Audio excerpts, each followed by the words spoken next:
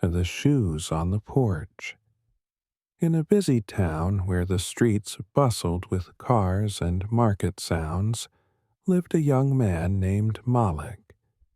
He had recently started a new job in the city, working hard every day to build a better future for himself and his family. He lived with his elderly mother, whom everyone called Mama Layla. Mama Layla was once a teacher, kind, strict, and full of wisdom, but now her memory faded sometimes and her legs were not as strong. Still, every morning she woke early, made tea, and sat on the porch to wait for Malik to return home. Malik loved his mother deeply, but with work stress and city life pressure, he sometimes grew impatient. "Why do you keep leaving your shoes outside the door?" he asked one day, annoyed. "You know they get dusty out there, and people can trip." Mama Layla smiled. "It's a habit from long ago. Your father used to leave his shoes outside, too. It's a sign of respect for the home." Malik rolled his eyes. "It's an old habit, not practical anymore." Every day he would tidy up after her, grumbling when he found teacups in odd places or saw her feeding birds with rice from the pantry. Then, one day, after an exhausting shift at work, Malik returned home to find his mother's slippers neatly placed by the front steps, but no sign of her inside. He searched the house.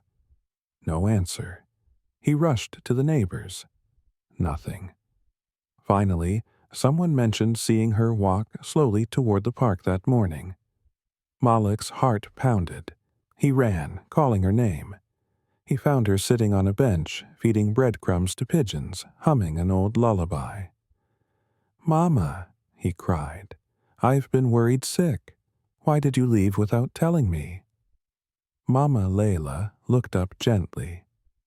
"I was looking for the tree where we used to sit. You remember? When you were little, we'd come here after school.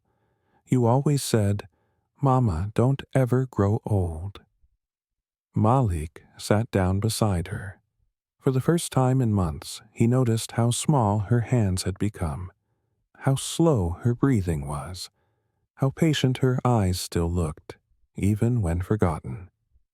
That night, Malik didn't scold his mother about the shoes or the rice or the teacups.